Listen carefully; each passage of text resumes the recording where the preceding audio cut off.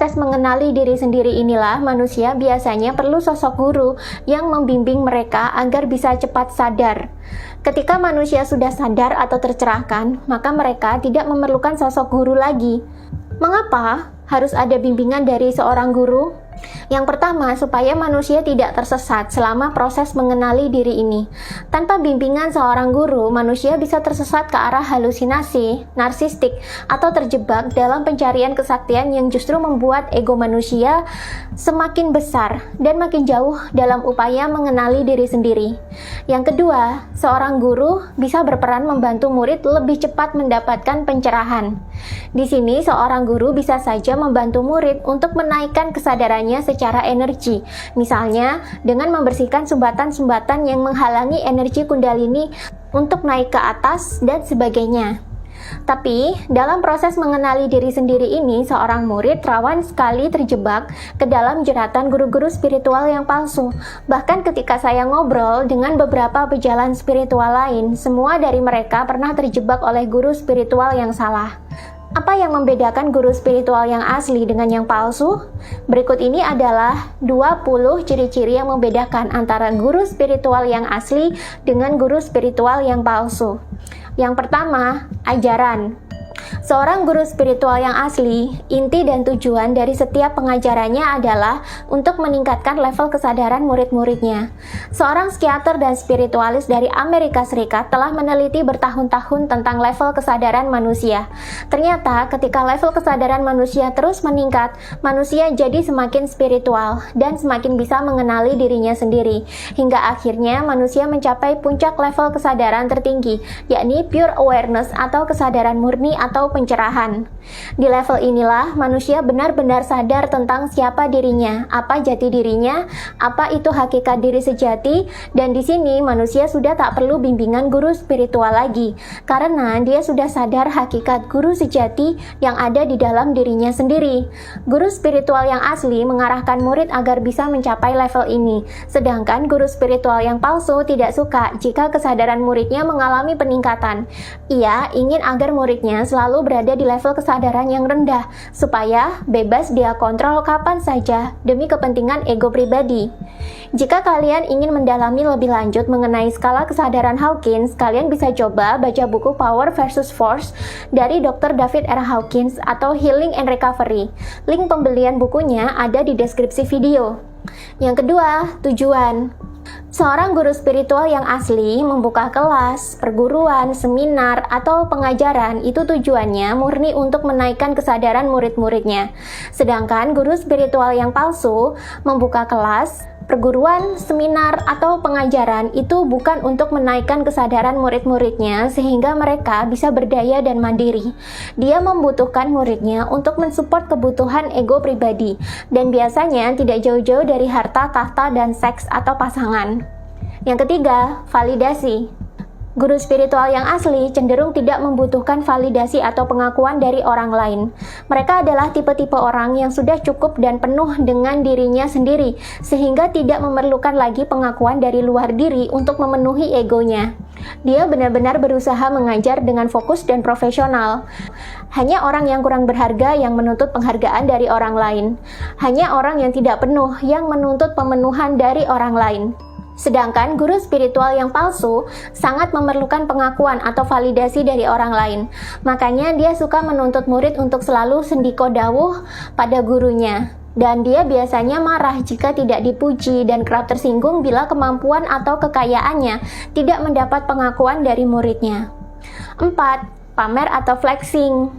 Guru spiritual yang asli hidup secara apa adanya. Mereka merasa tidak perlu menunjukkan apa yang mereka punya ke publik, cukup dinikmati sendiri. Ini bukan berarti guru spiritual yang asli itu harus miskin dan meninggalkan semua hal-hal duniawi.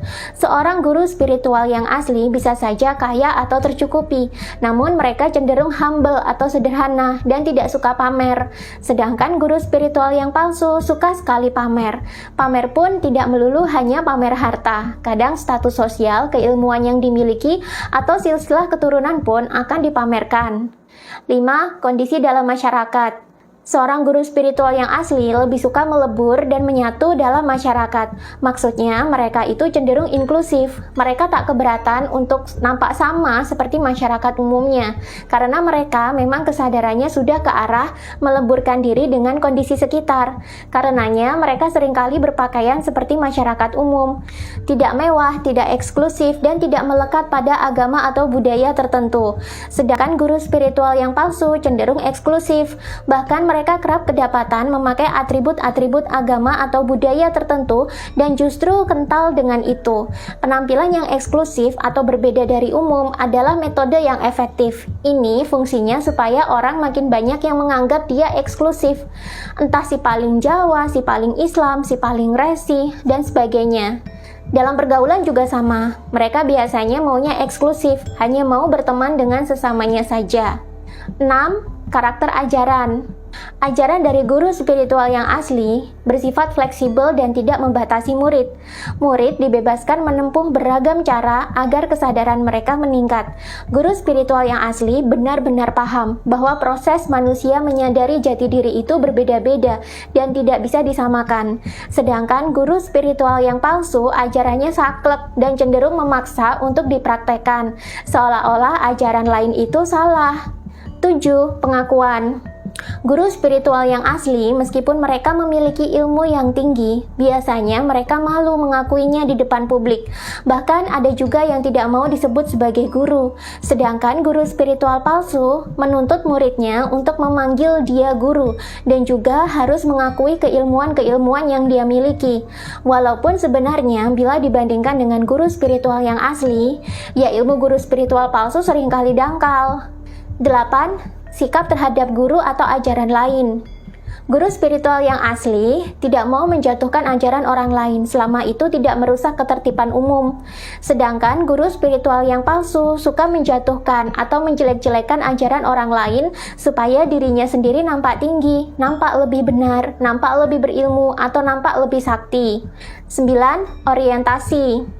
Guru spiritual yang asli tulus mengajarkan ilmu-ilmunya untuk melayani dan meningkatkan kesadaran muridnya.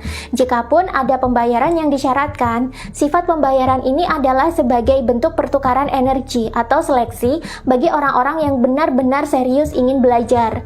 Dan ini sifatnya tidak memaksa. Dia tidak ada intensi ke arah kapitalisasi murid, sedangkan guru spiritual palsu suka mengkapitalisasi murid, apa-apa diduitin, dan sifatnya seringkali menuntut murid seolah-olah harus bayar. Jika tidak membayar, dia bisa diintimidasi oleh anggota lain, diancam, dan sebagainya. 10. Kebijaksanaan. Guru spiritual yang asli adalah orang yang bijaksana. Bijaksana ini bukan berarti selalu baik. Memang kecenderungan orang-orang bijak itu baik. Tapi kita hidup di dunia yang dualitas atau yin dan yang. Kita tidak bisa lepas 100% dari yin dan lepas 100% dari yang. Manusia yang bijaksana mampu mendamaikan kedua sisi ini dan memilih mana yang paling baik di antara semuanya. Jika tidak ada yang baik, ya dia akan memilih mana yang dampak merusaknya itu lebih kecil. Itulah kebijaksanaan. Tapi guru spiritual yang palsu tidak memiliki kebijaksanaan ini. Dia cenderung gerusa-gerusu dan egois. 11. Cara memposisikan murid. Guru spiritual yang asli cenderung egaliter. Ia memperlakukan muridnya sebagai sama manusianya seperti dia dan juga lebih demokratis dengan tetap menjunjung adab dan etika. Sedangkan guru spiritual yang palsu bersikap feodal terhadap murid. Dia merasa posisi dan jabatannya tinggi dan murid itu tak lebih dari sekedar rakyat jelata yang harus nurut apa kata guru. Dalam sikap yang feodal begini, jangan harap ada demokrasi karena komunikasi hanya satu arah, dari guru ke murid saja. 12. Perlakuan terhadap murid.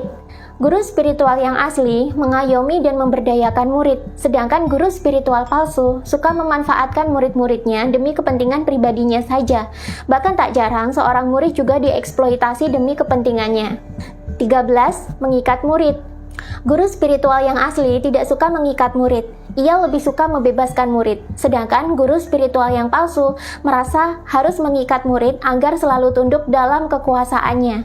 Makanya guru spiritual palsu suka sekali menggunakan ritual-ritual pengikat.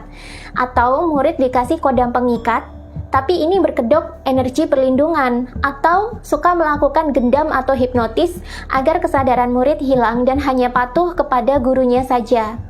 14. Pergaulan murid.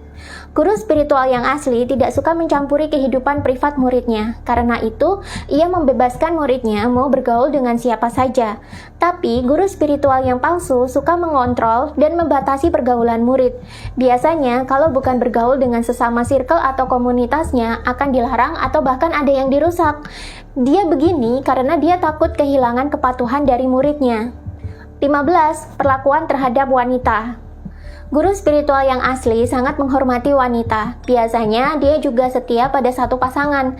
Sedangkan guru spiritual palsu sangat suka dengan banyak wanita. Mereka kerap kedapatan poligami, memiliki simpanan, bahkan ada yang diam-diam melakukan pelecehan seksual terhadap murid perempuannya dengan kedok melayani Tuhan atau harus ritual tertentu untuk meningkatkan ilmunya. 16. Doktrin dan dogma. Guru spiritual yang asli tidak suka mendoktrin murid-muridnya. Ia membiarkan muridnya memahami sendiri apa yang ia ajarkan. Sedangkan guru spiritual yang palsu suka mendoktrin muridnya agar nurut dan terikat pada ajaran-ajaran tertentu. Tak jarang, doktrin dan dogma agama atau budaya tertentu juga ia suntikkan kepada murid, sehingga muridnya menjadi fanatik. 17. Kondisi terhadap identitas. Guru spiritual yang asli biasanya tidak terikat pada identitas tertentu. Dia adalah orang yang sudah melebur dengan sekitar, sedangkan guru spiritual palsu memerlukan identitas untuk menunjukkan siapa dirinya dan sebagai eksklusivitas. Itulah kenapa guru spiritual yang palsu kerap membranding diri dengan identitas atau atribut dari budaya atau agama tertentu.